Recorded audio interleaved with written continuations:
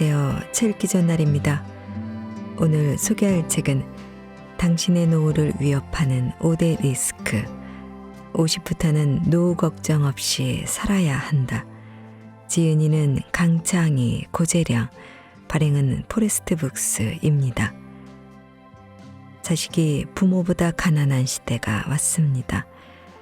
과거에는 자식이 부모보다 잘 될 확률이 높았지만 시대가 변해 젊을 때부터 생애 주기에 맞는 노후 설계를 시작하지 않으면 노후 파산이 당신의 일이 될 수도 있는 것입니다. 100세까지 사는 시대가 되어 유례없는 초고령화 속도를 쫓아가기에는 국가적 차원의 준비와 국민의 인식이 한참 부족합니다. 홀로 사는 노인은 점점 늘어가고 노후 빈곤은 성인이 되어서도 부모에게서 경제적으로 자립하지 못하는 캥거루 자녀 리스크 등 인생 후반을 좌우하는 리스크가 산재해 있습니다. 5대 리스크, 즉 장수 리스크, 건강 리스크, 자녀 리스크, 자산구조 리스크, 저금리 리스크가 그것인데요. 저자는 이러한 시대에 풍요로운 노후를 준비하기 위해서는 마인드부터 정립할 필요가 있다고 말합니다. 가장 확실한 노후 대비는 평생 현역임을 강조하며 퇴직 후 12만 시간을 어떻게 보낼 것인지 창직의 사례를 들어 알려줍니다. 또 저성장, 저금리 시대에 금융자산은 어떻게 운영해야 하는지 생애 주기별 포트폴리오 짜는 방법을 알려주며 마지막으로 재테크보다 더 중요한 3층 연금 쌓는 방법과 노후 대비 상품으로 활용 가능한 퇴직연금, TDF, ISA 등의 활용 방법을 알려줍니다. 무엇보다 가장 중요한 것은 나의 노후를 책임질 사람은 바로 나뿐이다라는 인식의 전환일 것입니다. 더 이상 자식이 노후의 보험인 시대는 지났습니다. 건강하고 풍요로운 노후를 위해 나만의 자산 관리를 하루빨리 시작하라고 저자는 말하고 있습니다. 자, 그럼 지금부터 잠시 책 속으로 들어가 보겠습니다. 오늘도 책 읽기 좋은 날과 함께 즐거운 시간 되세요. 구독, 좋아요, 알림 설정은 사랑입니다.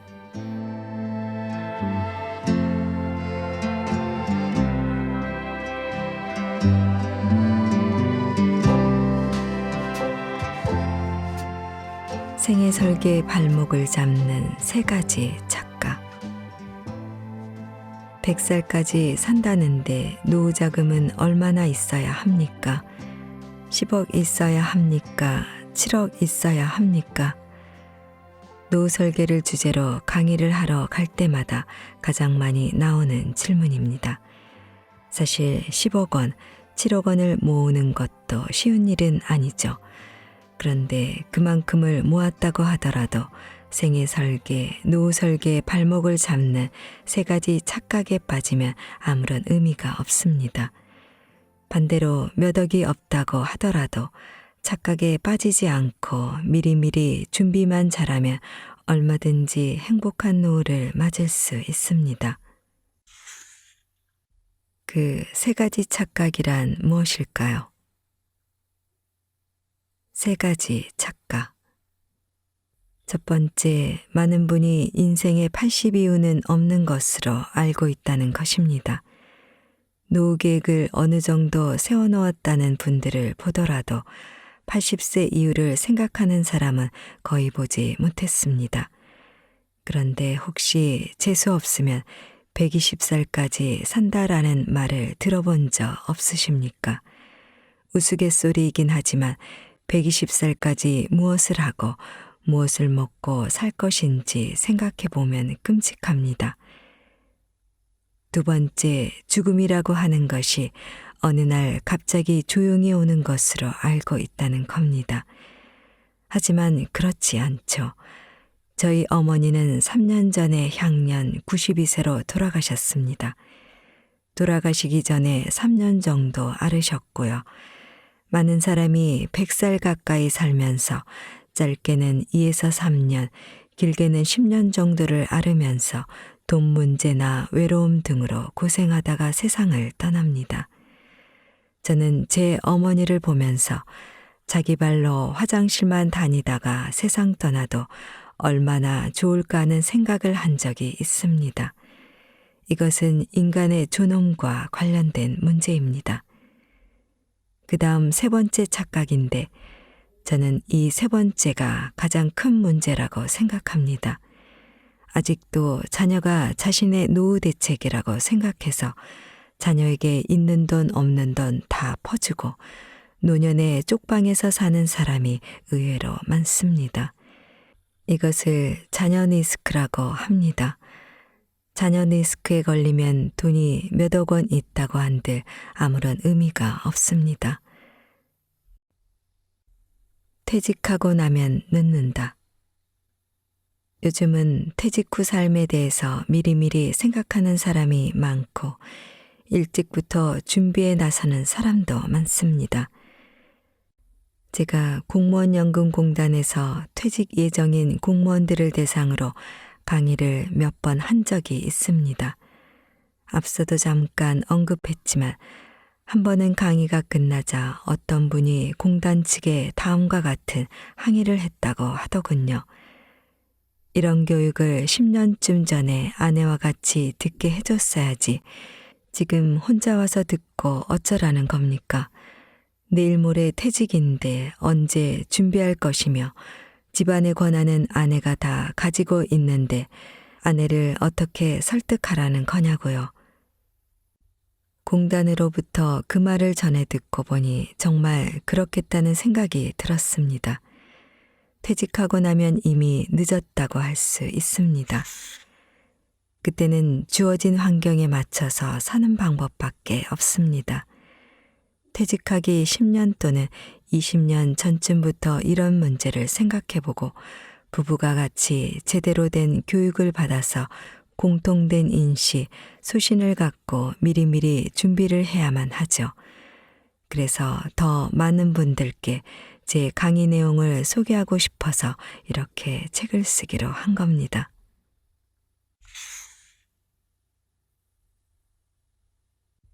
자녀 리스크를 아십니까? 요즘 자녀 리스크라는 말이 유행하고 있습니다. 귀엽기만 한 자녀가 위험하다니 무슨 말일까요? 몇억 원의 노후 자금을 준비해 두었다고 하더라도 자녀가 사업에 실패하거나 신용불량자가 되거나 이혼하거나 해서 손을 내밀면 안 도와줄 수 없는 것이 우리 사회의 정서입니다. 자녀에게 다 퍼주고 나이 든 부모는 단칸방에서 사는 거죠.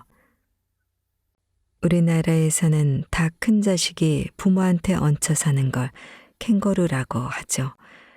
우리나라에는 캥거루족이 얼마나 있을까요?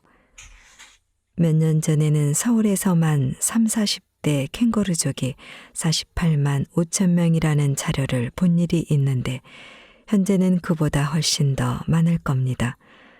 어쨌든 캥거루가 이 말을 들으면 화를 낼 거라고 합니다. 왜 그럴까요? 캥거루는 신통하게도 자기 새끼를 딱 1년만 보호하고 내보낸답니다. 그러나 사람은 끝이 없지 않습니까? 일본에서는 캥거루족을 패러사이트 싱글이라고 부른다는데 기생충적 독신이라는 뜻입니다.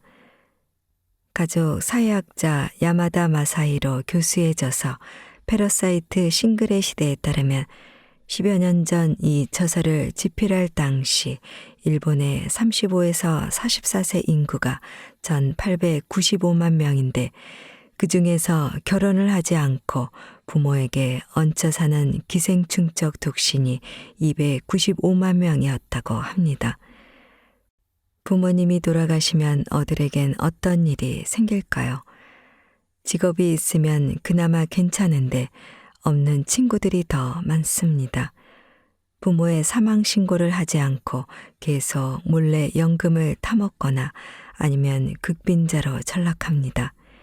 이를 반영하듯 일본의 노인들이 쓴 글을 읽어보면 내 연금으로 살고 있는 자식들이 내가 죽고 나면 어떻게 될 것인가 하고 걱정하는 내용이 많습니다.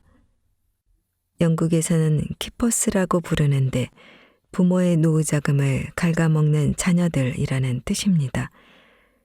몇억 원을 노후 자금으로 가지고 있어도 자녀 리스크에 빠지면 아무 의미가 없다는 얘기입니다.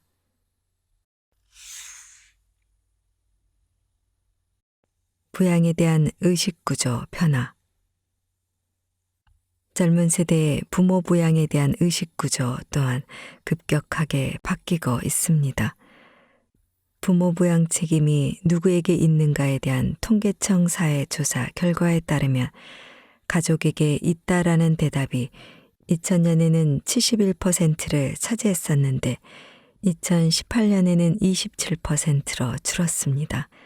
반면 국가 등 사회에 있다라는 대답은 같은 기간 20%에서 54%로 늘었습니다.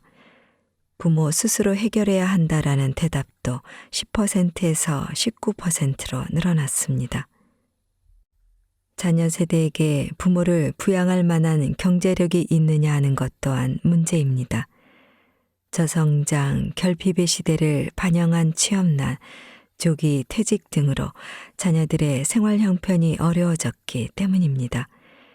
부모 세대보다 자녀들 세대 형편이 나아질 거라고 믿는 한국인의 비율이 30%도 안 된다는 통계청 사회조사 결과가 이를 잘 말해줍니다. 그렇다고 정부가 복지 차원에서 은퇴 세대의 노후 생활비에 도움을 주기도 어렵습니다. 재혼도 문제지만 베이비붐 기간이 6년 만에 끝난 일본에 비해 28년이나 계속된 우리나라는 복지비 지출이 그만큼 분산될 수밖에 없기 때문입니다.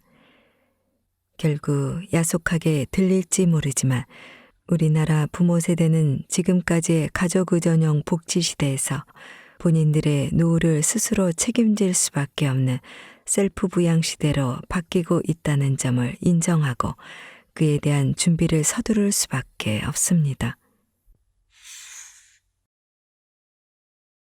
돈이 있어도 일이 없으면 고달프다. 신문, TV에서는 노후가 편하려면 10억이 있어야 하는가, 7억이 있어야 하는가라는 말이 종종 나옵니다. 저는 신문기자 만날 때마다 제발 그런 내용 좀 쓰지 말라고 이야기합니다. 우리나라 사람 대부분이 그런 형편이 안 되는데 그런 기사가 도움이 되겠습니까? 오히려 복통 터지고 초조해지기만 할 뿐이죠. 그래서인지 지금 우리나라에 온갖 사기 사건이 횡행합니다.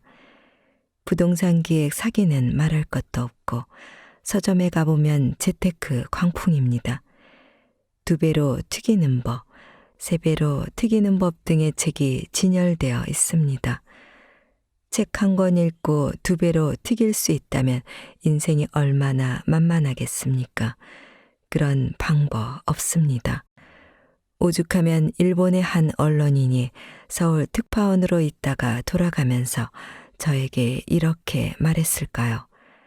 한국에 와서 4년 동안 근무하면서 보니까 한국 사람들은 돈을 버는 방법, 즉 자산관리에 입구관리에 대해서는 쌍불을 켜고 열심이다. 그런데 나이가 60이 되어서 번 돈이 모자라면 그 사람은 부자 될 확률이 별로 없다고 보는 것이 타당합니다. 그러면 어떻게 해야 할까요? 맞춰 사는 방법을 배워야 합니다. 또 운 좋게 부자가 됐다면 어떻게 해야 할까요? 아름답게 쓰는 방법을 배워야 합니다. 그 언론인은 그걸 자산관리에서 출구관리라고 표현했습니다. 한국 사람들은 입구관리에 대해서는 너무나 열심히인데 출구관리에 대해서는 집에서도 학교에서도 사회에서도 가르치지 않아 공부가 너무 안 되어 있다. 그 말을 듣고 제가 기분이 얼마나 나빴겠습니까? 일자리에 대한 사고방식의 전환이 필요하다. 일본이든 미국이든 열심히 살았는데 유감스럽게 노후 생활비가 모자라는 사람은 많이 있습니다. 그들은 어떻게 할까요? 할 수 없다.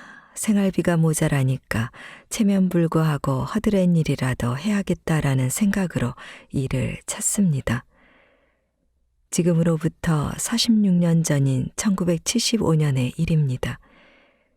그때 일본 도쿄 증권거래소에 가서 연수를 받은 적이 있습니다. 당시 일본의 전체 인구 중에서 노인 비율은 8%였습니다. 그리고 지금 우리나라 노인 인구의 비율은 16%입니다. 다시 말해 46년 전 일본의 노인 비율은 현재 우리나라보다 더 훨씬 낮았습니다.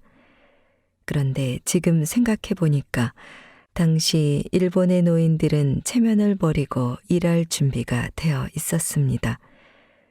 그때 저는 두 가지 광경을 목격했습니다. 첫 번째 광경은 도쿄 증권거래소에서 본 것입니다. 그곳 지하에 주식이나 채권을 보관하는 창고가 있습니다. 그 창고를 견학하는데 머리가 하얗게 새서 70은 넘었을 것 같은 노인들 100명 정도가 앉아서 주식을 세고 있었습니다. 제가 놀라서 안내하는 사람에게 물어보았습니다. 저분들은 옛날에 무엇을 하던 분들입니까? 그랬더니 전직 회사 임원도 있고 공무원 출신도 있고 다들 한자리 하던 사람들이죠 라고 하는 거예요. 얼마씩 받아요 하고 물어보니 시간당 500엔이라고 합니다. 한때 떵떵거리며 살았을 사람들이 우리 돈으로 시간당 5천에서 6천원을 받으며 일하는 것이었습니다. 두 번째 광경은 제 숙소였던 비즈니스 호텔에서 목격했습니다. 인류 호텔이 아니라서 그런지 모르겠지만 5시가 되니까 젊은 직원들은 퇴근하고 할아버지들이 야간 당번으로 교대를 하는 겁니다. 이 두 가지만 가지고 일반화할 수는 없지만 저는 젊은 나이에 그걸 보고 이런 생각을 했습니다. 나이가 들어서 일을 하려면 폼나고 권한 있는 일은 젊은 사람들한테 주고 저렇게 허드렛 일을 해야 하는 거구나. 나도 오래 살 텐데 저런 준비를 해둬야겠구나. 그때 그 장면들을 본 것이 제 인생에 얼마나 도움이 됐는지 모릅니다. 그로부터 40년이 지나서 2015년 가을에 일본의 주간동양경제라는 주간지에서 퇴직자들의 일자리 사례를 소개한 적이 있습니다. 아파트 관리인, 생협지역위원, 회사고문, 컴퓨터 강사, 가사대행 서비스 등이 나와 있더군요. 예컨대 일본에서도 아파트 관리인을 하려면 경쟁률이 50대 1 정도로 치열하다고 합니다. 제 친구는 일본 자산운용사의 사장인데 딸이 40대 중반의 대졸자입니다. 자녀 둘을 키우느라 회사를 퇴직했다고 합니다. 그런데 아이들만 키운 것이 아니라 틈틈이 시간을 내서 간호사 자격증을 받을 수 있는 전문 학교를 졸업했습니다. 대졸자가 따로 공부해서 간호사 자격을 취득한 겁니다. 지금 일본에는 방문 개호라는 일의 수요가 늘고 있습니다. 개호는 우리말로 간병 돌봄이라는 뜻입니다. 경제력이 있는 노인 혼자 아니면 둘이 사는 집에 가서 주사도 놔주고 건강 체크도 해주고 간단한 집안일도 도와주고 하는 것인데 그런 일의 수요가 폭발적으로 늘고 있는 거예요. 사장님 딸인데다가 4년제 대학까지 나왔는데 그런 일을 하면서 돈을 벌고 있습니다. 중요한 것은 이런 일을 하면서도 쪽팔려 하지 않고 이런 일을 하는 사람을 우습게 보지 않는다는 것입니다. 그동안 우리나라는 마땅히 할 만한 일도 많지 않았지만 하고 싶어도 체면이나 남의 눈 때문에 쉽지가 않았죠. 그런데 최근 몇 년 전부터 우리나라도 무섭게 바뀌고 있습니다. 제가 얼마 전에 택시를 탄 적이 있습니다. 기사분의 나이가 60이 넘었는데 외국 회사의 서울지사장을 역임하셨다고 합니다.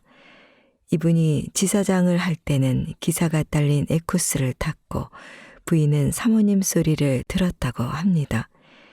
이분이 대단한 것이 지사장직을 끝내자마자 목표를 세웠는데 3년 이내에 개인 택시 받을 자격을 취득한다는 것이었습니다.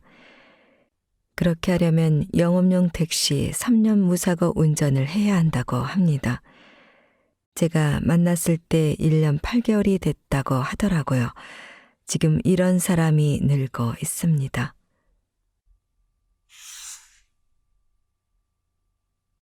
은퇴 남편 인기 1위는 우리는 인생을 살아가면서 3번의 정년을 맞이하게 됩니다. 첫 번째가 고용 정년입니다. 법으로는 60세이지만 제대로 지켜지는 경우가 많지 않습니다. 앞에서 언급했습니다만 2020년 9월에 취업 컨설팅 업체 잡코리아가 조사 발표한 자료를 보니까 40대 이상의 직장인이 체감하는 평균 퇴직 연령은 51.6세인 것으로 나와 있었습니다. 어쨌든 법정 정년 60세에 퇴직한다고 해도 대부분의 퇴직자는 매우 건강합니다. 그래서 약간의 수입을 얻는 일이든 자원봉사 활동이든 스스로 정해서 하는 일에 정년이 있습니다. 그리고 마지막으로 하나님이 불러가는 정년, 인생 정년입니다. 고용 정년, 일의 정년, 인생 정년, 이 3번의 정년을 어떻게 맞이할 것인가? 이 3번의 정년에 대한 준비를 하고 사는 것이 재테크보다 훨씬 더 중요하다고 생각합니다. 가장 확실한 노후 대비는 재테크가 아니라 평생 현역입니다. 돈이 있으면 있는 대로, 없으면 없는 대로 말이죠. 가장 확실한 노후 대비는 평생 현역. 제가 어느 강의장에서 이 말을 끝냈더니 한 남자분이 벌떡 일어나 이렇게 말하는 것입니다. 아니, 왜 남성들에게만 일을 해야 한다고 그러세요? 점심때 시내 음식점에 가보세요. 맛있는 건 여성들끼리 모여 다 먹고 있지요. 헬스장에 한번 가보세요. 땀 뻘뻘 흘리며 운동하고 있는 건 대부분 여성들이에요.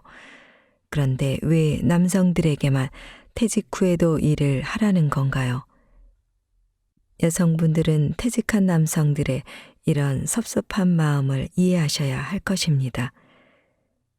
또 긴긴 후반 인생에 부부가 화목하기 위해서는 남편이 돈이 되든 안 되든 소일거리를 갖도록 도와드려야 하지 않을까 생각합니다.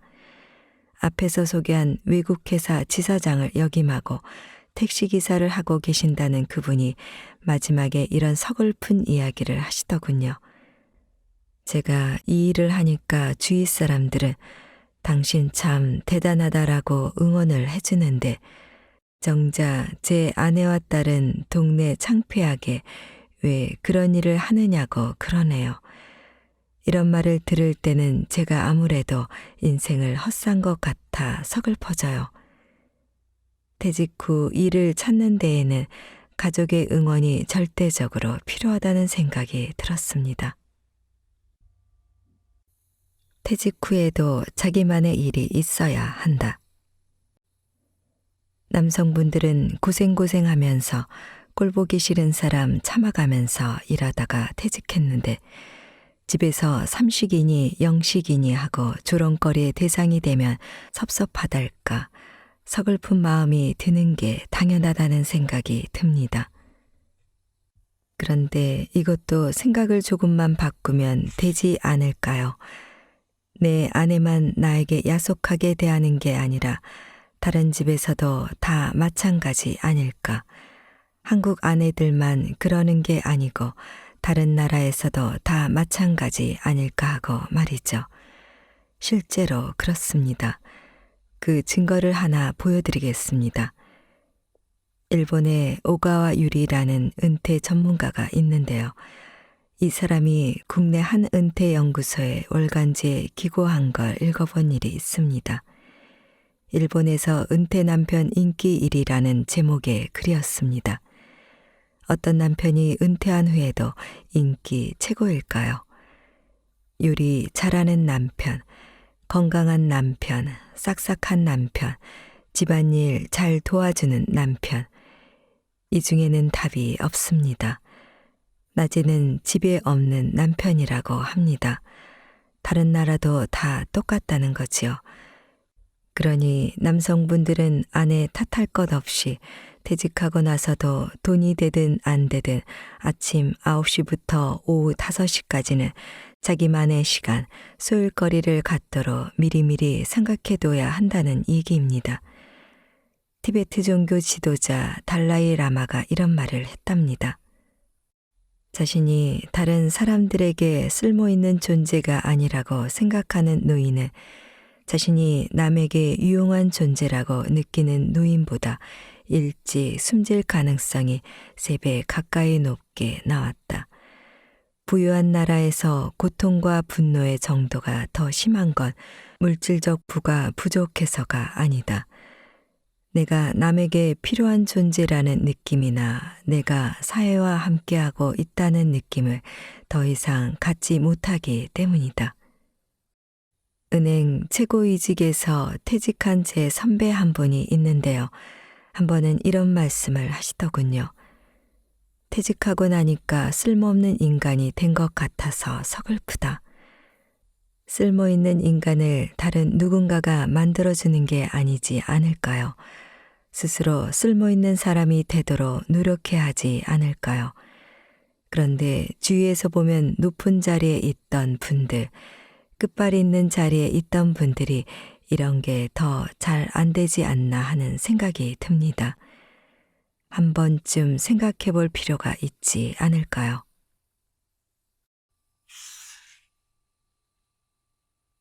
인생 단계별 자산관리 전략. 퇴직금으로 투자해서 노후 자금을 마련하고 싶은데 어떻게 하면 좋을까요? 퇴직 예정자를 대상으로 강의할 때 자주 받는 질문입니다. 투자를 해서 번 돈으로 노후 생활비를 대겠다는 생각일 것입니다. 대답하기 참 어려운 질문입니다. 퇴직을 앞두고 있는데도 자산 관리에 대한 마음가짐은 현역 시절과 달라진 게 없어 보이기 때문입니다. 퇴직 후 노후 자금이 모자랄 것이라는 초조함 때문에 투자 자체만을 목적으로 하고 있는 거죠. 그래서는 안 됩니다. 100세 시대 직장인은 인생 단계별로 시기에 맞는 자산 관리를 해야 합니다. 인생 단계별 3단계 자산 관리. 첫 번째 단계는 자산을 적립하면서 운영하는 시기 또는 일을 하면서 운영하는 시기입니다. 직장 생활을 시작해서 퇴직하기 직전까지의 기간이 이 단계에 해당합니다. 이 시기에는 대부분 지출보다 수입이 많습니다. 생활자금으로 쓰고 남은 돈을 주로 투자 상품에 장기 분산 운용하여 자산을 축적해 나가야 합니다. 두 번째 단계는 인출에 쓰면서 운영하는 시기입니다. 퇴직 후부터 70대 후반까지가 이 단계에 해당합니다. 첫 번째 단계에서 축적한 자금 중 생활비의 일부 또는 전부를 인출해 쓰면서 남아있는 자금을 금융상품으로 운영하는 시기입니다. 일에서는 은퇴했지만 자산 운용에서는 아직 은퇴를 하지 않은 시기인 겁니다. 이 단계의 최대 목표는 세 번째 단계에서 필요한 자산을 충분히 남겨놓는 것입니다. 따라서 운용과 인출의 균형이 중요합니다. 자신에게 맞는 인출 비율과 남은 자금의 목표 운용 수익률을 정해야 합니다. 당장 그 비율을 정하기 어려우면 우선 국제적으로 통용되고 있는 연 4% 인출과 남은 자금의 3% 운용 전략을 따르는 것도 좋습니다. 세 번째 단계는 자산 운용에서도 졸업하여 자산을 인출해 쓰기만 하는 시기입니다. 70대 후반 이후 세상을 떠날 때까지가 이 단계에 해당합니다. 대부분의 자금은 예금이나 그에 가까운 금융상품에 넣어두고 인출에 쓰기만 하는 겁니다. 이 단계에서는 다른 무엇보다도 생활비를 규모 있게 인출하고자 하는 노력이 중요합니다. 이상의 세 단계 중 제1단계인 현역 시절에는 시간을 들여 장기 분산 투자를 하기만 하면 실행 여부가 문제일 뿐 자산 형성 자체에는 어려움이 없습니다. 투자의 최대 무기라고 할 수 있는 시간이 있기 때문입니다. 그러나 퇴직 후인 제2단계와 3단계에서는 자산을 늘리기보다는 줄어드는 걸 관리하는 방법, 즉 인생의 내리막길을 무사히 내려가는 전략이 더 중요합니다. 내리막길에서 굴러떨어지지 않고 천천히 계단을 내려갈 방법을 생각해야 하는 겁니다. 퇴직 후 자산관리에서 유의할 점. 제2단계와 제3단계의 자산관리 전략을 세울 때는 다음 몇 가지 점을 유의해야 합니다. 첫째, 퇴직 후의 생존 기간이 상상 이상으로 길다는 점입니다. 노후 설계를 할 때 평균 수명에서 현재의 나이를 뺀 만큼의 기간을 생존 기간으로 상정하고 설계하는 사례가 많은데 그보다는 생존 확률 20%를 기초로 생존 기간을 상정하는 게 바람직합니다. 예를 들어 현재 60세인 사람의 20% 생존 확률은 통계청간이 생명표를 참고로 제가 계산해 본 바에 따르면 남성 91세, 여성 95세입니다. 만약 아내의 나이가 남편보다 3년 아래라면 남편의 60세 퇴직 후 38년의 생존 기간을 상정하고 설계해야 한다는 뜻입니다. 둘째, 퇴직 후의 매월 생활비를 일정 금액이 아닌 비율로 계산하는 방법이 바람직합니다. 퇴직 후 여유 있는 생활을 하려면 월 300만 원이 필요하다는 식의 자료가 발표되고 있지만 별로 현실적이지 않습니다. 사람마다 처한 환경이 다르기 때문입니다. 목표 대체율을 적용하는 게 합리적인 방법입니다. 목표 대체율은 퇴직 후 연간 지출액이 퇴직 직전의 연간 수입액에 대해 어느 정도 비율인가를 나타냅니다. 연간 수입이 높을수록 목표 대체율은 낮아지는 게 일반적입니다. 예를 들어 퇴직 직전 연 수입이 6천만 원이었던 직장인이 퇴직 후 생활비 목표 대체율을 60%로 잡는다면 퇴직 후 생활비는 연간 3,600만 원, 즉 월 300만 원이 됩니다. 셋째, 3층 연금과 일의 중요성에 대한 인식입니다. 매월 일정한 연금 수익과 재취업을 통한 근로소득을 얻을 수 있다면 그만큼 자산 관리를 하기가 쉬워집니다. 예를 들어 부부 합산 3층 연금 예상 수령액이 월 150만 원이라고 가정하면 월 생활비 300만 원 중에서 나머지 150만 원은 자조 노력으로 조달해야 합니다. 지방도시나 퇴직자 전용 주거지역으로 이전하는 등의 방법으로 생활비를 절약할 필요가 있습니다. 이런 노력에도 불구하고 모자라는 생활비는 그동안 마련해둔 노후 자금에서 인출했을 수밖에 없습니다. 주택연금을 활용해 연금 수입을 늘리는 것도 하나의 방법입니다. 예를 들어 시가 5억 원의 아파트를 보유하고 있다면 이를 담보로 60세 종신형 주택연금에 가입할 경우 세상을 떠날 때까지 월 100만 5천 원씩 2021년 8월 5일 기준을 받을 수 있습니다. 재취업을 해서 근로수입을 확보하고자 하는 노력은 더욱더 중요합니다. 남의 눈을 의식할 필요가 없습니다. 약간의 소득이라도 얻을 수 있는 일을 하면 노후자금뿐 아니라 건강 문제나 고독과 같은 퇴직 후의 불안에서 벗어나는 데에도 큰 도움이 됩니다.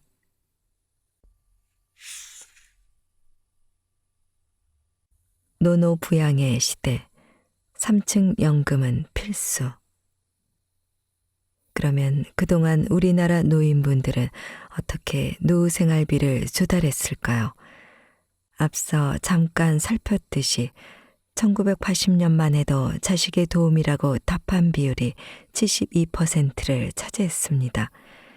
그런데 어느새 이 비율이 20%로 줄어버렸습니다. 10년쯤 지나서 이런 조사를 다시 하면 우리나라도 자녀의 도움을 받는다는 비율이 미국 0.7%, 일본 1.9%, 독일 0.4%처럼 될 겁니다. 선진국 어느 나라도 자식이 부모의 주 생활비를 도와주는 곳이 없습니다. 그렇다면 도와줄 수 없는 가장 큰 이유가 무엇일까요? 1960년 기준 우리나라 여성의 평균 수명은 54세였습니다. 2018년 기준 우리나라 여성의 평균 수명은 86세입니다. 자그마치 32년이 늘어난 겁니다. 1960년대까지만 해도 수명이 짧았기 때문에 노부모 부양기간이 평균 5년 정도였습니다. 그런데 앞으로 100세 시대에는 25년에서 30년이나 됩니다. 이제는 노인이 노인을 부양해야 하는 시대입니다. 자녀도 노인인데 나를 어떻게 도와줍니까? 따라서 지금 재테크보다 더 중요한 것은 국민연금, 퇴직연금, 개인연금, 즉 3층 연금으로 노후에 최소 생활비를 받을 수 있도록 준비하는 것입니다. 노후자금 마련의 기본은 3층 연금입니다. 우선 부부가 같이 국민연금에 가입하는 일부터 시작해야 합니다. 지금은 대부분 맞벌이를 하니까 부부 모두가 국민연금에 가입되어 있는 경우가 많겠지만 혹시 전업주부라면 이미 가입을 권합니다.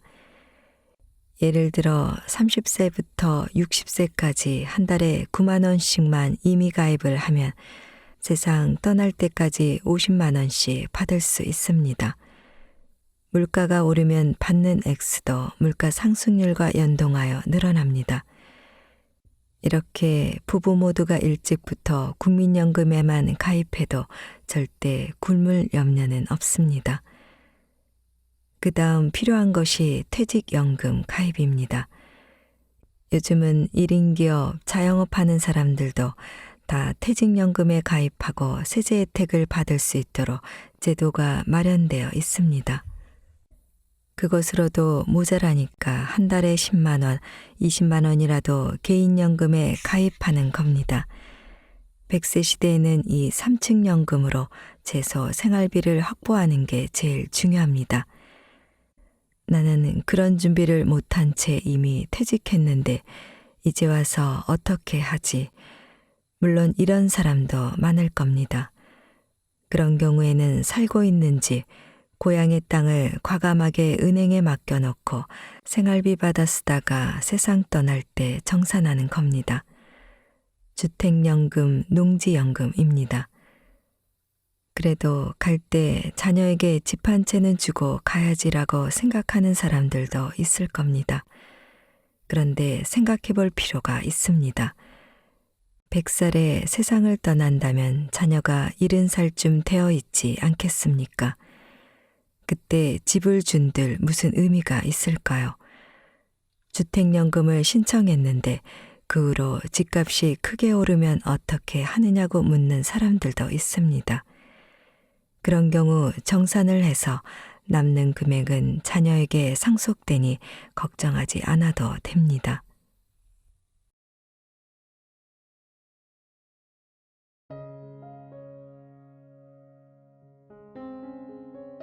생애 설계 발목을 잡는 3가지 착각. 100살까지 산다는데 노후 자금은 얼마나 있어야 합니까? 10억 있어야 합니까? 7억 있어야 합니까? 노후 설계를 주제로 강의를 하러 갈 때마다 가장 많이 나오는 질문입니다. 사실 10억 원, 7억 원을 모으는 것도 쉬운 일은 아니죠. 그런데 그만큼을 모았다고 하더라도 생애 설계, 노후 설계의 발목을 잡는 3가지 착각에 빠지면 아무런 의미가 없습니다. 반대로 몇 억이 없다고 하더라도 착각에 빠지지 않고 미리미리 준비만 잘하면 얼마든지 행복한 노후를 맞을 수 있습니다. 그 세 가지 착각이란 무엇일까요? 세 가지 착각. 첫 번째, 많은 분이 인생의 80이후는 없는 것으로 알고 있다는 것입니다. 노후 계획을 어느 정도 세워놓았다는 분들을 보더라도 80세 이후를 생각하는 사람은 거의 보지 못했습니다. 그런데 혹시 재수 없으면 120살까지 산다라는 말을 들어본 적 없으십니까?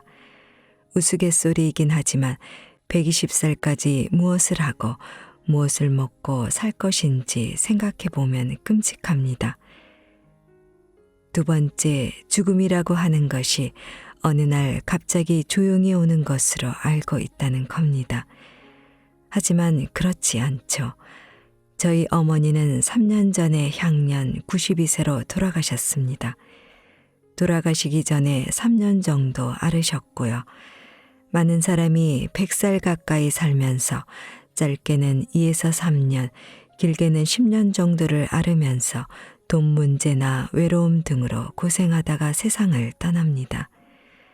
저는 제 어머니를 보면서 자기 발로 화장실만 다니다가 세상 떠나도 얼마나 좋을까 하는 생각을 한 적이 있습니다. 이것은 인간의 존엄과 관련된 문제입니다. 그 다음 세 번째 착각인데 저는 이 세 번째가 가장 큰 문제라고 생각합니다. 아직도 자녀가 자신의 노후 대책이라고 생각해서 자녀에게 있는 돈 없는 돈 다 퍼주고 노년에 쪽방에서 사는 사람이 의외로 많습니다. 이것을 자녀 리스크라고 합니다. 자녀 리스크에 걸리면 돈이 몇억 원 있다고 한들 아무런 의미가 없습니다. 퇴직하고 나면 늦는다. 요즘은 퇴직 후 삶에 대해서 미리미리 생각하는 사람이 많고 일찍부터 준비에 나서는 사람도 많습니다. 제가 공무원연금공단에서 퇴직 예정인 공무원들을 대상으로 강의를 몇 번 한 적이 있습니다. 앞서도 잠깐 언급했지만 한 번은 강의가 끝나자 어떤 분이 공단 측에 다음과 같은 항의를 했다고 하더군요. 이런 교육을 10년쯤 전에 아내와 같이 듣게 해줬어야지. 지금 혼자 와서 듣고 어쩌라는 겁니까? 내일 모레 퇴직인데 언제 준비할 것이며 집안의 권한은 아내가 다 가지고 있는데 아내를 어떻게 설득하라는 거냐고요. 공단으로부터 그 말을 전해 듣고 보니 정말 그렇겠다는 생각이 들었습니다. 퇴직하고 나면 이미 늦었다고 할 수 있습니다. 그때는 주어진 환경에 맞춰서 사는 방법밖에 없습니다. 퇴직하기 10년 또는 20년 전쯤부터 이런 문제를 생각해보고 부부가 같이 제대로 된 교육을 받아서 공통된 인식, 소신을 갖고 미리미리 준비를 해야만 하죠. 그래서 더 많은 분들께 제 강의 내용을 소개하고 싶어서 이렇게 책을 쓰기로 한 겁니다.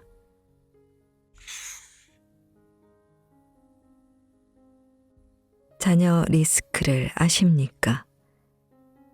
요즘 자녀 리스크라는 말이 유행하고 있습니다. 귀엽기만 한 자녀가 위험하다니 무슨 말일까요? 몇억 원의 노후 자금을 준비해 두었다고 하더라도 자녀가 사업에 실패하거나 신용불량자가 되거나 이혼하거나 해서 손을 내밀면 안 도와줄 수 없는 것이 우리 사회의 정서입니다. 자녀에게 다 퍼주고 나이 든 부모는 단칸방에서 사는 거죠. 우리나라에서는 다 큰 자식이 부모한테 얹혀 사는 걸 캥거루라고 하죠. 우리나라에는 캥거루족이 얼마나 있을까요? 몇 년 전에는 서울에서만 30, 40대 캥거루족이 48만 5천 명이라는 자료를 본 일이 있는데 현재는 그보다 훨씬 더 많을 겁니다. 어쨌든 캥거루가 이 말을 들으면 화를 낼 거라고 합니다. 왜 그럴까요? 캥거루는 신통하게도 자기 새끼를 딱 1년만 보호하고 내보낸답니다. 그러나 사람은 끝이 없지 않습니까? 일본에서는 캥거루족을 패러사이트 싱글이라고 부른다는데 기생충적 독신이라는 뜻입니다. 가족 사회학자 야마다 마사히로 교수에져서 패러사이트 싱글의 시대에 따르면 10여 년 전 이 저서를 집필할 당시 일본의 35에서 44세 인구가 전 895만 명인데 그 중에서 결혼을 하지 않고 부모에게 얹혀 사는 기생충적 독신이 295만 명이었다고 합니다. 부모님이 돌아가시면 어들에겐 어떤 일이 생길까요? 직업이 있으면 그나마 괜찮은데 없는 친구들이 더 많습니다. 부모의 사망 신고를 하지 않고 계속 몰래 연금을 타먹거나 아니면 극빈자로 전락합니다. 이를 반영하듯 일본의 노인들이 쓴 글을 읽어보면 내 연금으로 살고 있는 자식들이 내가 죽고 나면 어떻게 될 것인가 하고 걱정하는 내용이 많습니다. 영국에서는 키퍼스라고 부르는데 부모의 노후 자금을 갉아먹는 자녀들이라는 뜻입니다. 몇억 원을 노후 자금으로 가지고 있어도 자녀 리스크에 빠지면 아무 의미가 없다는 얘기입니다.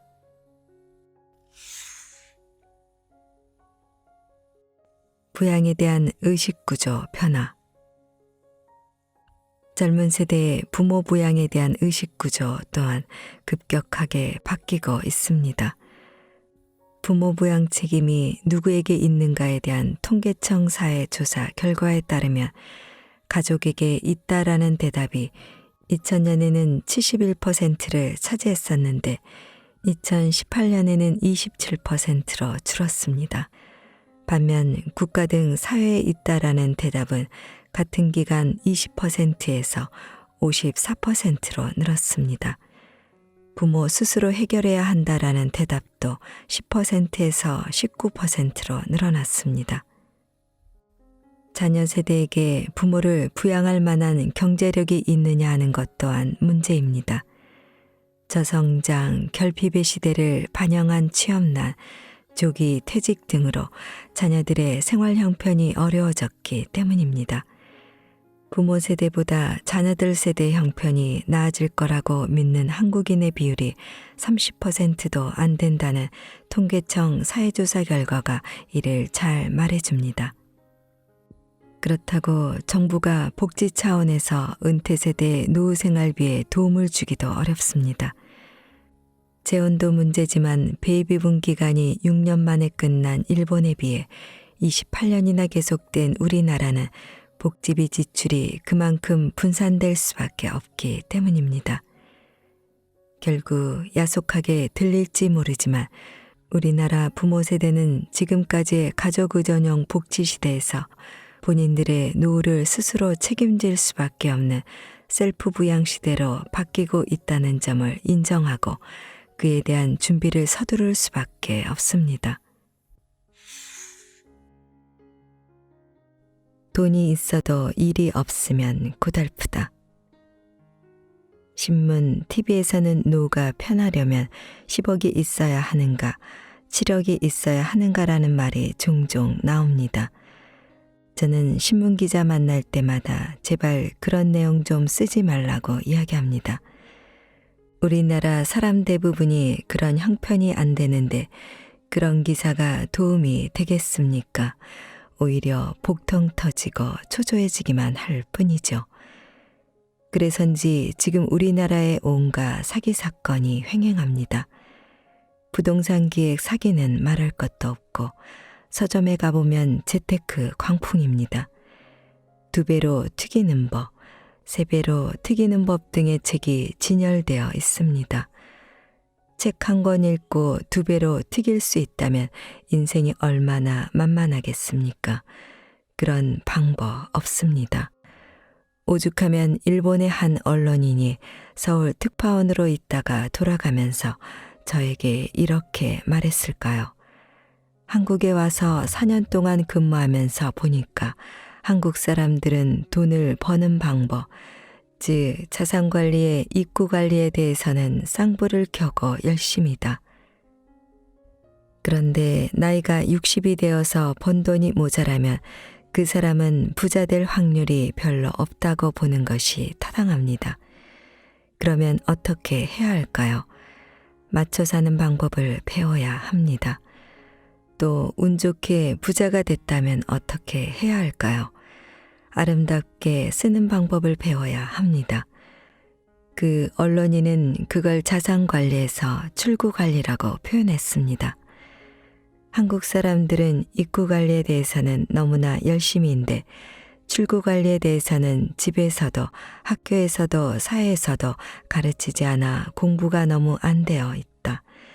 그 말을 듣고 제가 기분이 얼마나 나빴겠습니까? 일자리에 대한 사고방식의 전환이 필요하다. 일본이든 미국이든 열심히 살았는데 유감스럽게 노후 생활비가 모자라는 사람은 많이 있습니다. 그들은 어떻게 할까요? 할 수 없다. 생활비가 모자라니까 체면불구하고 허드렛 일이라도 해야겠다라는 생각으로 일을 찾습니다. 지금으로부터 46년 전인 1975년의 일입니다. 그때 일본 도쿄 증권거래소에 가서 연수를 받은 적이 있습니다. 당시 일본의 전체 인구 중에서 노인 비율은 8%였습니다. 그리고 지금 우리나라 노인 인구의 비율은 16%입니다. 다시 말해 46년 전 일본의 노인 비율은 현재 우리나라보다 더 훨씬 낮았습니다. 그런데 지금 생각해 보니까 당시 일본의 노인들은 체면을 버리고 일할 준비가 되어 있었습니다. 그때 저는 두 가지 광경을 목격했습니다. 첫 번째 광경은 도쿄 증권거래소에서 본 것입니다. 그곳 지하에 주식이나 채권을 보관하는 창고가 있습니다. 그 창고를 견학하는데 머리가 하얗게 새서 70은 넘었을 것 같은 노인들 100명 정도가 앉아서 주식을 세고 있었습니다. 제가 놀라서 안내하는 사람에게 물어보았습니다. 저분들은 옛날에 무엇을 하던 분들입니까? 그랬더니 전직 회사 임원도 있고 공무원 출신도 있고 다들 한자리 하던 사람들이죠 라고 하는 거예요. 얼마씩 받아요 하고 물어보니 시간당 500엔이라고 합니다. 한때 떵떵거리며 살았을 사람들이 우리 돈으로 시간당 5천에서 6천원을 받으며 일하는 것이었습니다.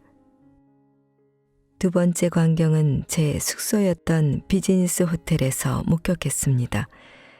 인류 호텔이 아니라서 그런지 모르겠지만 5시가 되니까 젊은 직원들은 퇴근하고 할아버지들이 야간 당번으로 교대를 하는 겁니다. 이 두 가지만 가지고 일반화할 수는 없지만 저는 젊은 나이에 그걸 보고 이런 생각을 했습니다. 나이가 들어서 일을 하려면 폼나고 권한 있는 일은 젊은 사람들한테 주고 저렇게 허드렛 일을 해야 하는 거구나. 나도 오래 살 텐데 저런 준비를 해둬야겠구나. 그때 그 장면들을 본 것이 제 인생에 얼마나 도움이 됐는지 모릅니다. 그로부터 40년이 지나서 2015년 가을에 일본의 주간동양경제라는 주간지에서 퇴직자들의 일자리 사례를 소개한 적이 있습니다. 아파트 관리인, 생협지역위원, 회사고문, 컴퓨터 강사, 가사대행 서비스 등이 나와 있더군요.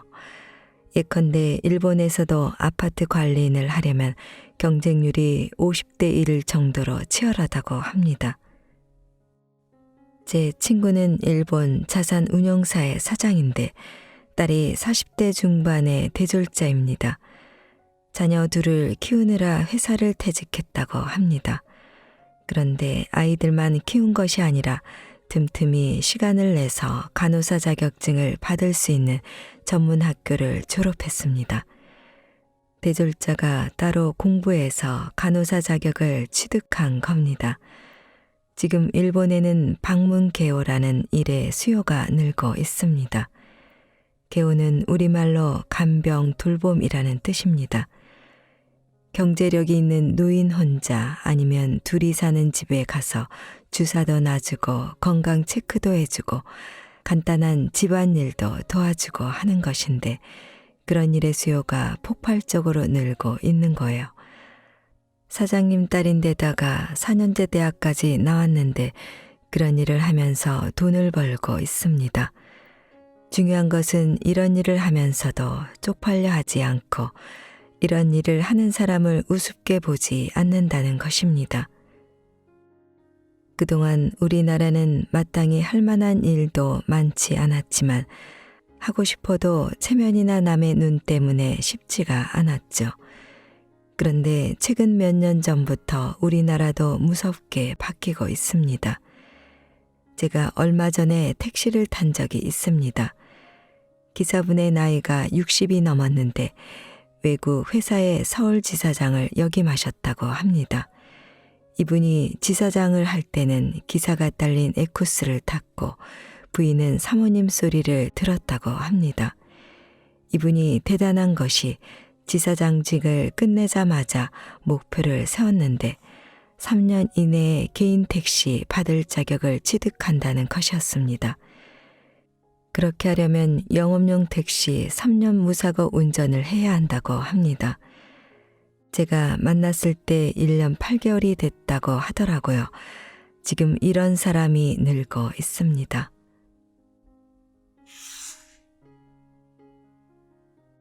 은퇴 남편 인기 1위는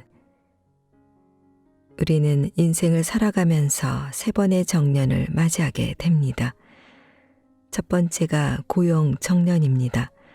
법으로는 60세이지만 제대로 지켜지는 경우가 많지 않습니다. 앞에서 언급했습니다만 2020년 9월에 취업 컨설팅 업체 잡코리아가 조사 발표한 자료를 보니까 40대 이상의 직장인이 체감하는 평균 퇴직 연령은 51.6세인 것으로 나와 있었습니다.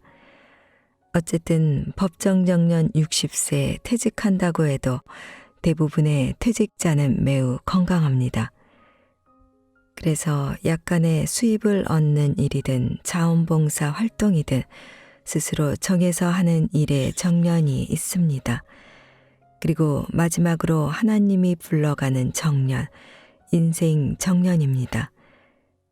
고용 정년, 일의 정년, 인생 정년, 이 3번의 정년을 어떻게 맞이할 것인가? 이 3번의 정년에 대한 준비를 하고 사는 것이 재테크보다 훨씬 더 중요하다고 생각합니다.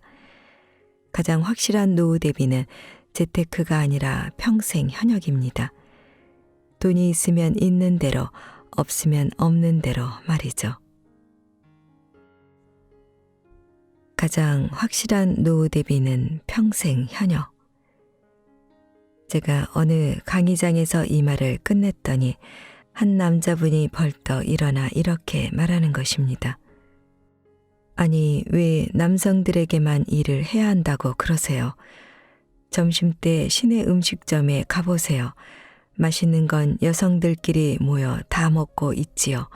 헬스장에 한번 가보세요.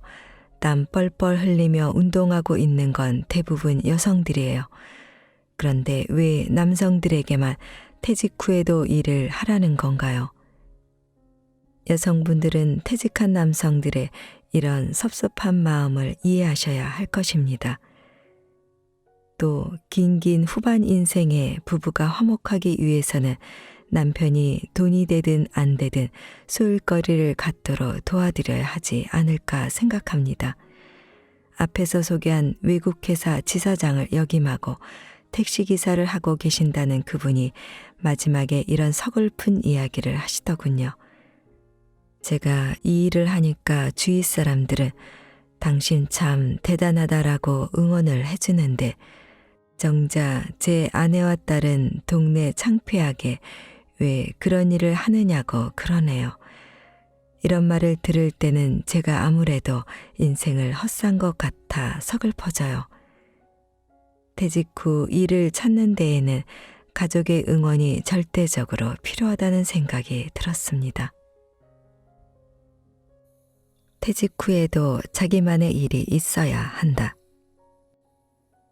남성분들은 고생하면서 꼴보기 싫은 사람 참아가면서 일하다가 퇴직했는데 집에서 삼식이니 영식이니 하고 조롱거리의 대상이 되면 섭섭하달까 서글픈 마음이 드는 게 당연하다는 생각이 듭니다. 그런데 이것도 생각을 조금만 바꾸면 되지 않을까요? 내 아내만 나에게 야속하게 대하는 게 아니라 다른 집에서도 다 마찬가지 아닐까? 한국 아내들만 그러는 게 아니고 다른 나라에서도 다 마찬가지 아닐까 하고 말이죠. 실제로 그렇습니다. 그 증거를 하나 보여드리겠습니다. 일본의 오가와 유리라는 은퇴 전문가가 있는데요. 이 사람이 국내 한 은퇴 연구소에 월간지에 기고한 걸 읽어본 일이 있습니다. 일본에서 은퇴 남편 인기 1위라는 제목의 글이었습니다. 어떤 남편이 은퇴한 후에도 인기 최고일까요? 요리 잘하는 남편, 건강한 남편, 싹싹한 남편, 집안일 잘 도와주는 남편. 이 중에는 답이 없습니다. 낮에는 집에 없는 남편이라고 합니다. 다른 나라도 다 똑같다는 거지요. 그러니 남성분들은 아내 탓할 것 없이 퇴직하고 나서도 돈이 되든 안 되든 아침 9시부터 오후 5시까지는 자기만의 시간, 소일거리를 갖도록 미리미리 생각해둬야 한다는 얘기입니다. 티베트 종교 지도자 달라이 라마가 이런 말을 했답니다. 자신이 다른 사람들에게 쓸모있는 존재가 아니라고 생각하는 노인은 자신이 남에게 유용한 존재라고 느끼는 노인보다 일찍 숨질 가능성이 3배 가까이 높게 나왔다. 부유한 나라에서 고통과 분노의 정도가 더 심한 건 물질적 부가 부족해서가 아니다. 내가 남에게 필요한 존재라는 느낌이나 내가 사회와 함께하고 있다는 느낌을 더 이상 갖지 못하기 때문이다. 은행 최고이직에서 퇴직한 제 선배 한 분이 있는데요. 한 번은 이런 말씀을 하시더군요. 퇴직하고 나니까 쓸모없는 인간이 된 것 같아서 서글프다. 쓸모있는 인간을 다른 누군가가 만들어주는 게 아니지 않을까요? 스스로 쓸모있는 사람이 되도록 노력해야 하지 않을까요? 그런데 주위에서 보면 높은 자리에 있던 분들, 끝발이 있는 자리에 있던 분들이 이런 게 더 잘 안 되지 않나 하는 생각이 듭니다. 한 번쯤 생각해 볼 필요가 있지 않을까요?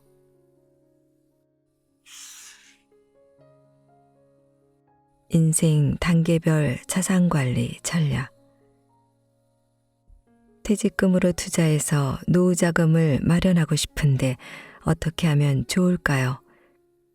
퇴직 예정자를 대상으로 강의할 때 자주 받는 질문입니다. 투자를 해서 번 돈으로 노후 생활비를 대겠다는 생각일 것입니다. 대답하기 참 어려운 질문입니다. 퇴직을 앞두고 있는데도 자산관리에 대한 마음가짐은 현역 시절과 달라진 게 없어 보이기 때문입니다. 퇴직 후 노후 자금이 모자랄 것이라는 초조함 때문에 투자 자체만을 목적으로 하고 있는 거죠. 그래서는 안 됩니다.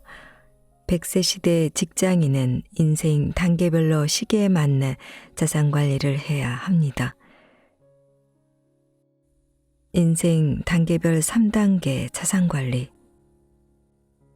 첫 번째 단계는 자산을 적립하면서 운영하는 시기 또는 일을 하면서 운영하는 시기입니다.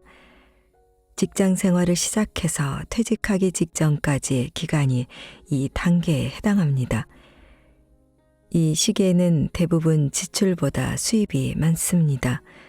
생활자금으로 쓰고 남은 돈을 주로 투자 상품에 장기 분산 운용하여 자산을 축적해 나가야 합니다. 두 번째 단계는 인출에 쓰면서 운영하는 시기입니다. 퇴직 후부터 70대 후반까지가 이 단계에 해당합니다. 첫 번째 단계에서 축적한 자금 중 생활비의 일부 또는 전부를 인출해 쓰면서 남아있는 자금을 금융상품으로 운영하는 시기입니다. 일에서는 은퇴했지만 자산 운용에서는 아직 은퇴를 하지 않은 시기인 겁니다. 이 단계의 최대 목표는 세 번째 단계에서 필요한 자산을 충분히 남겨놓는 것입니다. 따라서 운용과 인출의 균형이 중요합니다. 자신에게 맞는 인출 비율과 남은 자금의 목표 운용 수익률을 정해야 합니다. 당장 그 비율을 정하기 어려우면 우선 국제적으로 통용되고 있는 연 4% 인출과 남은 자금의 3% 운용 전략을 따르는 것도 좋습니다. 세 번째 단계는 자산 운용에서도 졸업하여 자산을 인출해 쓰기만 하는 시기입니다. 70대 후반 이후 세상을 떠날 때까지가 이 단계에 해당합니다. 대부분의 자금은 예금이나 그에 가까운 금융상품에 넣어두고 인출해 쓰기만 하는 겁니다. 이 단계에서는 다른 무엇보다도 생활비를 규모 있게 인출하고자 하는 노력이 중요합니다. 이상의 세 단계 중 제1단계인 현역 시절에는 시간을 들여 장기 분산 투자를 하기만 하면 실행 여부가 문제일 뿐 자산 형성 자체에는 어려움이 없습니다. 투자의 최대 무기라고 할 수 있는 시간이 있기 때문입니다. 그러나 퇴직 후인 제2단계와 3단계에서는 자산을 늘리기보다는 줄어드는 걸 관리하는 방법, 즉 인생의 내리막길을 무사히 내려가는 전략이 더 중요합니다. 내리막길에서 굴러떨어지지 않고 천천히 계단을 내려갈 방법을 생각해야 하는 겁니다. 퇴직 후 자산관리에서 유의할 점. 제2단계와 제3단계의 자산관리 전략을 세울 때는 다음 몇 가지 점을 유의해야 합니다. 첫째, 퇴직 후의 생존 기간이 상상 이상으로 길다는 점입니다. 노후 설계를 할 때 평균 수명에서 현재의 나이를 뺀 만큼의 기간을 생존 기간으로 상정하고 설계하는 사례가 많은데 그보다는 생존 확률 20%를 기초로 생존 기간을 상정하는 게 바람직합니다. 예를 들어 현재 60세인 사람의 20% 생존 확률은 통계청간이 생명표를 참고로 제가 계산해 본 바에 따르면 남성 91세, 여성 95세입니다. 만약 아내의 나이가 남편보다 3년 아래라면 남편의 60세 퇴직 후 38년의 생존 기간을 상정하고 설계해야 한다는 뜻입니다.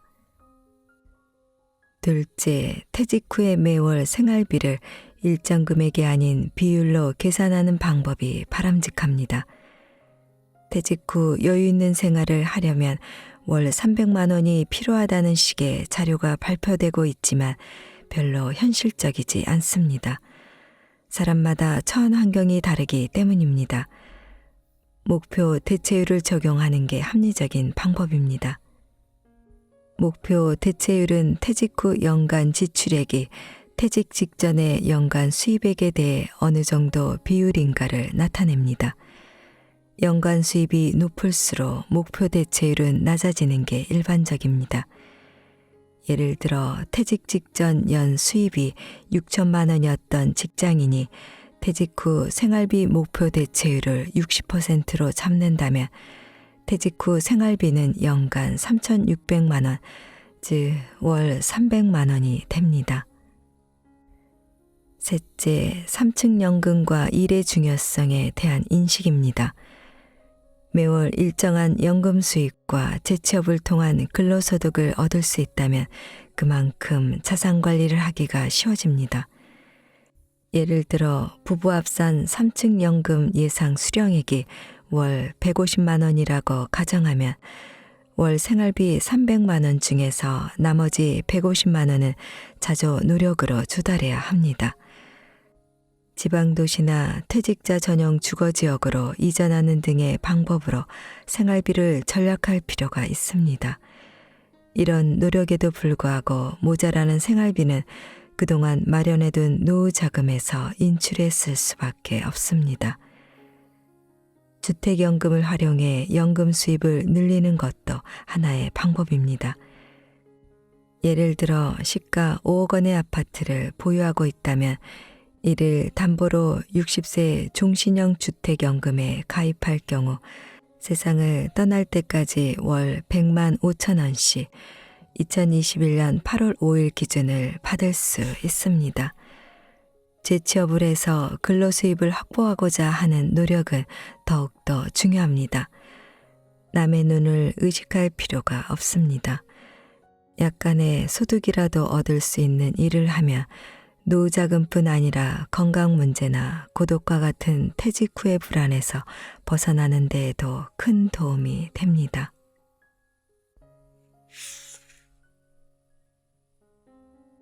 노노 부양의 시대, 3층 연금은 필수.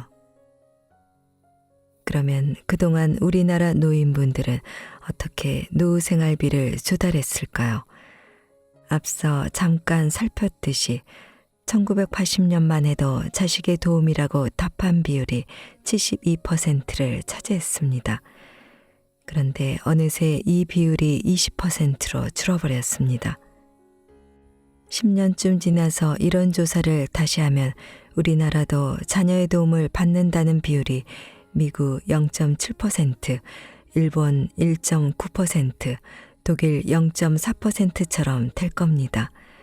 선진국 어느 나라도 자식이 부모의 주 생활비를 도와주는 곳이 없습니다. 그렇다면 도와줄 수 없는 가장 큰 이유가 무엇일까요? 1960년 기준 우리나라 여성의 평균 수명은 54세였습니다. 2018년 기준 우리나라 여성의 평균 수명은 86세입니다. 자그마치 32년이 늘어난 겁니다. 1960년대까지만 해도 수명이 짧았기 때문에 노부모 부양기간이 평균 5년 정도였습니다. 그런데 앞으로 100세 시대에는 25년에서 30년이나 됩니다. 이제는 노인이 노인을 부양해야 하는 시대입니다. 자녀도 노인인데 나를 어떻게 도와줍니까? 따라서 지금 재테크보다 더 중요한 것은 국민연금, 퇴직연금, 개인연금, 즉 3층 연금으로 노후에 최소 생활비를 받을 수 있도록 준비하는 것입니다.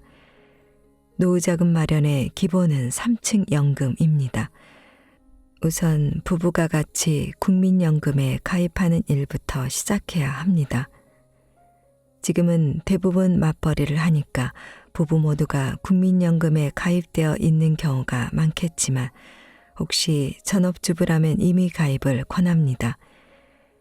예를 들어 30세부터 60세까지 한 달에 9만 원씩만 이미 가입을 하면 세상 떠날 때까지 50만 원씩 받을 수 있습니다. 물가가 오르면 받는 액수도 물가 상승률과 연동하여 늘어납니다. 이렇게 부부 모두가 일찍부터 국민연금에만 가입해도 절대 굶을 염려는 없습니다. 그 다음 필요한 것이 퇴직연금 가입입니다. 요즘은 1인 기업, 자영업하는 사람들도 다 퇴직연금에 가입하고 세제 혜택을 받을 수 있도록 제도가 마련되어 있습니다. 그것으로도 모자라니까 한 달에 10만 원, 20만 원이라도 개인연금에 가입하는 겁니다. 100세 시대에는 이 3층 연금으로 최소 생활비를 확보하는 게 제일 중요합니다. 나는 그런 준비를 못한 채 이미 퇴직했는데 이제 와서 어떻게 하지? 물론 이런 사람도 많을 겁니다. 그런 경우에는 살고 있는 집, 고향의 땅을 과감하게 은행에 맡겨놓고 생활비 받아 쓰다가 세상 떠날 때 정산하는 겁니다. 주택연금, 농지연금입니다. 그래도 갈 때 자녀에게 집 한 채는 주고 가야지라고 생각하는 사람들도 있을 겁니다. 그런데 생각해 볼 필요가 있습니다. 100살에 세상을 떠난다면 자녀가 70살쯤 되어 있지 않겠습니까? 그때 집을 준들 무슨 의미가 있을까요? 주택연금을 신청했는데 그 후로 집값이 크게 오르면 어떻게 하느냐고 묻는 사람들도 있습니다. 그런 경우 정산을 해서 남는 금액은 자녀에게 상속되니 걱정하지 않아도 됩니다.